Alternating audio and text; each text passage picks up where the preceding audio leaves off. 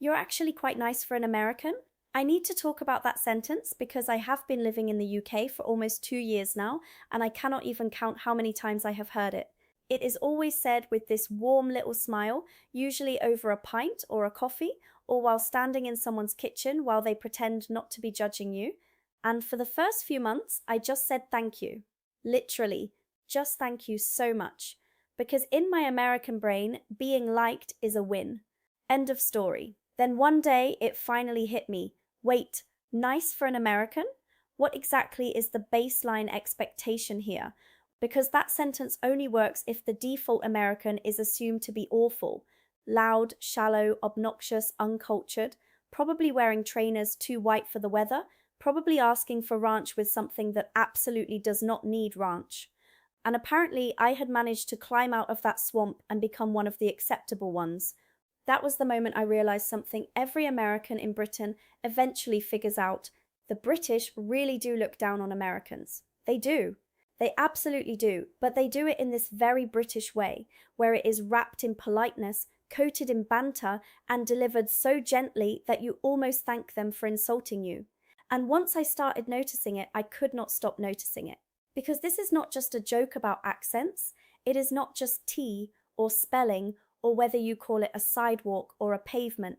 It goes so much deeper than that. It is history, it is class, it is money, it is healthcare, it is workers' rights, it is food standards, it is guns, it is public behavior, it is humor.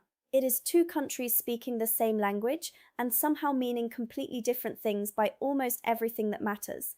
And I think the hardest part as an American living here is that sometimes their judgment is incredibly annoying, and sometimes painfully they have a point. Let's start with the first thing. Every British person notices about us within about 4 seconds. We are loud, and I do not mean loud by American standards. By American standards, half of us are just talking. But in Britain, especially in London, the volume difference is insane. I remember one of my first weeks here, I was on the Central line talking to a friend about something completely normal at what I thought was a completely normal volume. Not shouting, not causing a scene, just talking the way I would talk in New York or Chicago or literally any brunch place in the United States. And I started noticing people looking at me, not glancing, looking. A woman across from me had this expression on her face that made it seem like I had just set a live raccoon loose in the carriage. I could actually feel the collective British nervous system recoiling, and that was the first time I really understood that in Britain. Being loud is not just annoying, it is seen as a kind of moral failure. That sounds dramatic, but I really think it is true. In America, we are taught to project, speak up, be confident, sell yourself, advocate for yourself, own the room. In Britain, the social rule is almost the exact opposite. Do not impose yourself, do not create a fuss, do not make strangers participate in your personality without consent. And once you understand that, so much starts making sense. America is a huge country. It is sprawling, it is open, it is built on movement, reinvention, expansion, and this constant pressure to stand out. Britain is a small, crowded island where people have been packed together forever. So the social contract is different. In the US, the squeaky wheel gets the grease. In the UK, the squeaky wheel is told to calm down before someone reports it to the council. That is why British people do not just hear American loudness as noise. They hear selfishness. They hear someone taking up too much air, too much space, too much attention. To them, volume equals a lack of consideration. And the wild part is, once I understood that, I could actually see what they meant. There are moments now when I hear another American on a train in London and I physically tense up before I even realize why. That is how fast the conditioning sets in. But loudness is the easy stereotype. The really serious judgment starts when British people compare how the two countries actually function.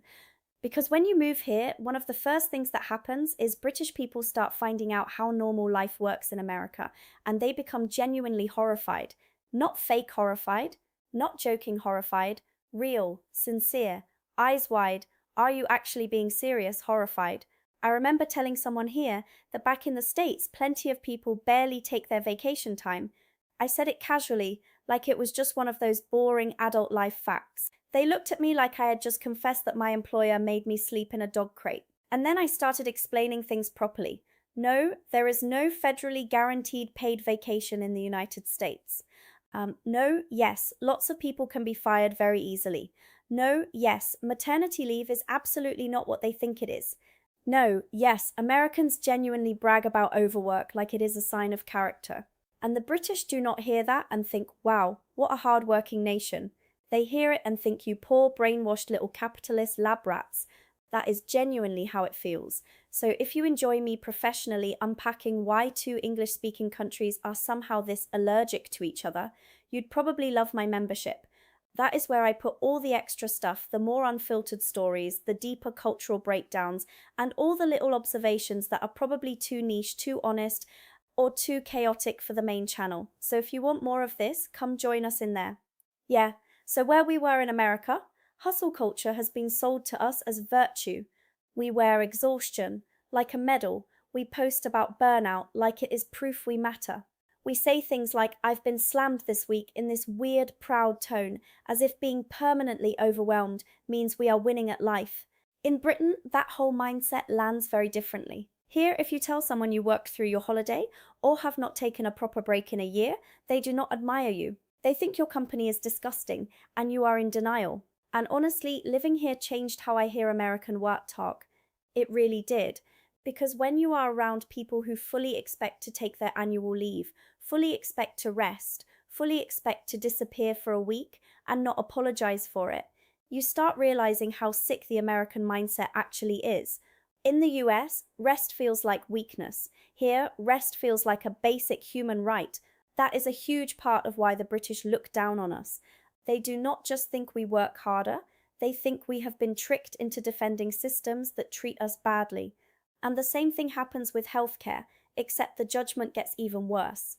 The NHS is not just a healthcare system over here, it is emotional, it is symbolic, it is basically part religion, part national myth, part public utility. British people complain about it constantly because, of course, they do. They are British. Complaining is one of the few national sports they truly dominate. But the second an American criticizes the principle of it, the mood changes fast. Because no matter how frustrated they are with wait times or funding or bureaucracy, they still fundamentally believe healthcare should exist for everyone. Meanwhile, America looks completely insane from the outside. To a British person, the idea that getting sick can financially ruin you is barbaric. The idea that you could get into an ambulance and later receive a bill so obscene it changes your life is barbaric. The idea that people ration medicine, delay treatment, avoid calling doctors, or stay trapped in jobs they hate because they need insurance, that all reads as barbaric. And again, this is one of those places where I want to get defensive, but I can't fully do it. Because when you explain the American healthcare system out loud, slowly, to someone who did not grow up inside it, you hear how insane it sounds. You hear yourself explaining deductibles and copays and networks and out-of-pocket maximums and prior authorizations and coverage denials, and halfway through your own explanation, you start sounding like the hostage of a very expensive cult. British people hear all of that and feel this enormous moral superiority. They do, they hear the phrase medical debt and the whole country practically faints in unison.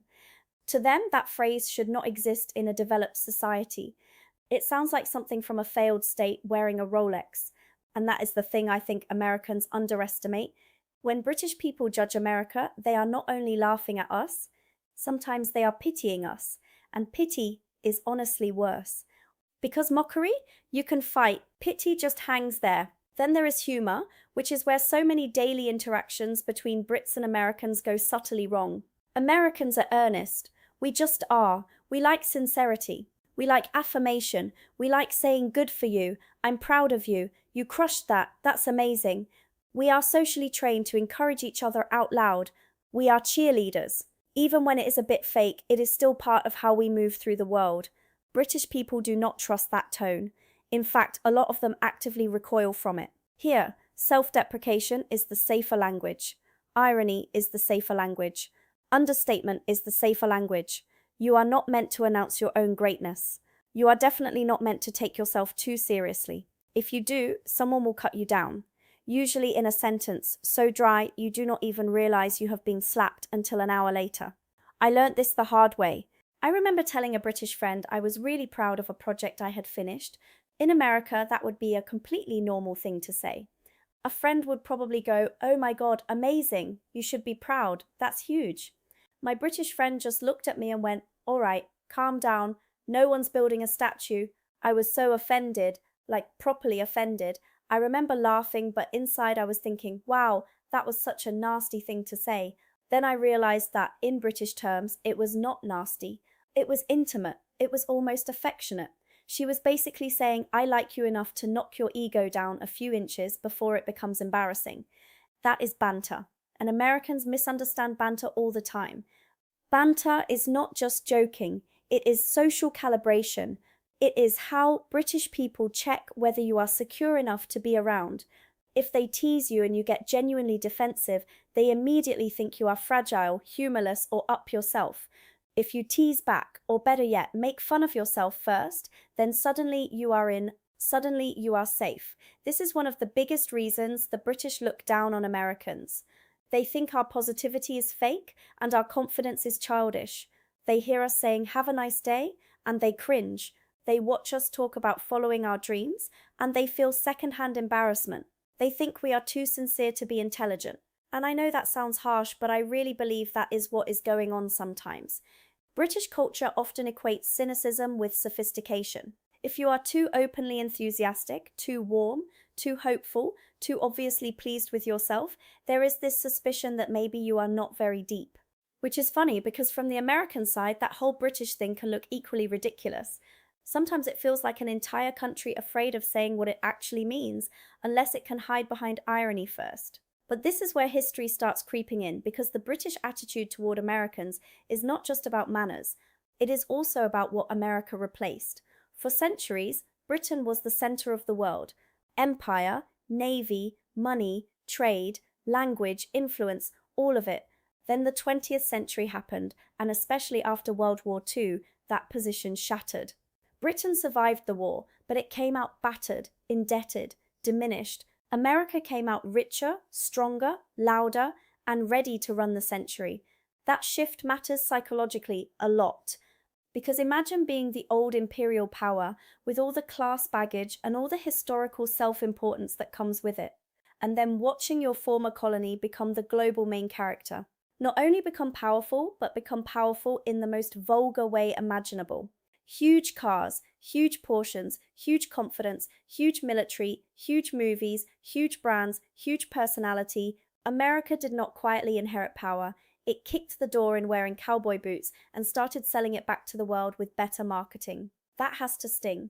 And I think a lot of modern British superiority toward America is basically the emotional afterlife of that sting. They cannot really outmuscle us, they cannot outspend us, they cannot outvolume us, obviously, but they can still claim class, taste, restraint, history, manners, irony, depth. They can still say, yes, you may have the money and the spotlight, but we are the adults in the room. That is the vibe. Britain sees America as the rich younger sibling with terrible taste. America sees Britain as the older sibling who cannot stop rolling their eyes because they secretly miss being the favorite. And you can see that exact dynamic in something as mundane as food. I had no idea before living here how deeply British people judge American food. I knew they thought it was excessive. I knew there were jokes about sugar and portion sizes and spray cheese and all the rest of it. But I did not realize how moral the judgment feels. British people do not look at American food and just think unhealthy. They think chemically deranged, they think deregulated, they think your government is letting corporations slowly pickle you for profit. The chlorine chicken thing comes up constantly. Artificial dyes come up constantly. Bread comes up constantly. And what is funny is that British people are not even always being smug about cuisine, because they know full well their own culinary reputation is hanging on by the thread of a roast potato. What they are smug about is regulation. They genuinely believe their system protects consumers better than ours does. So when an American says British food is bland, the British response is basically, maybe, but at least ours is not trying to kill us in fun colours. And again, annoyingly, they often have a point worth hearing. Because a lot of American life is built around this weird tolerance for low-level harm, as long as it is convenient and profitable. You see it in food, you see it in work culture, you see it in healthcare, you see it everywhere. So, yes, by this point, it sounds like the British think Americans are loud, overworked, medically trapped, emotionally unserious, historically immature, chemically overfed, and weirdly tolerant of public carnage. It sounds like they hate us. But here is the twist, and it is a huge one. They do not hate us, they are obsessed with us. That is the funniest part of this whole dynamic. British people will spend an entire evening making fun of America and then go home and binge an American series, listen to American music, scroll through American TikTok slang, follow American politics, and wear American brands. I have genuinely met British people who know more about swing states than some actual Americans. They will stay up absurdly late to watch our elections like it is the World Cup of dysfunction. They are fascinated by us, completely fascinated. And it makes sense because America is ridiculous. It is massive, dramatic, cinematic, excessive, chaotic, influential, and loud enough that the whole planet ends up hearing it, whether they want to or not. We are impossible to ignore. So British people do this strange thing where they condemn America as an idea while consuming America as entertainment. And the exact same thing happens on the personal level. Because a lot of British people who claim to dislike Americans actually really enjoy actual Americans once they meet them. The concept is one thing, the person is another. The concept is a stereotype. Loud, ignorant, arrogant, flag-waving, shallow. The actual American in front of them is often friendly, easy to talk to, direct, open, socially brave, and weirdly refreshing. And that is where I think the real secret sits. A lot of British people are deeply constrained by their own social rules. The irony, the reserve, the constant self-monitoring, the fear of embarrassment, the terror of seeming too earnest, too interested, too much, those rules create a certain kind of elegance. Yes, they also create a certain kind of repression. Americans come in and smash through all of that. We overshare, we are enthusiastic, we make plans quickly, we ask questions directly, we say what we think, we recover from awkwardness faster, we are not nearly as haunted by the possibility of cringe, and British people mock that constantly, but some of them also envy it. I have had British friends, after a drink or two, admit exactly that. They have literally said they wish they had the confidence of Americans. They wish they could walk into a room and assume they belonged there. They wish they could ask for things without feeling mortified. They wish they were not so afraid of looking foolish. That changed everything for me because suddenly the condescension looked different. It was not just contempt, some of it was defensive, some of it was fascination mixed with discomfort. Americans violate rules, British people secretly hate having to obey, and once I saw that, I stopped taking some of the judgment so personally. Not all of it, some of it is still absolutely insufferable. The aluminum versus aluminium smugness alone has nearly sent me into the sea. The obsession with history can be a lot too. You cannot say anything in Britain without someone casually reminding you that their local pub is older than your entire state. And to be fair, that does something to a nation's psychology. When you live among buildings older than your country, history feels different. Time feels different. Britain has this deep-rooted sense of permanence.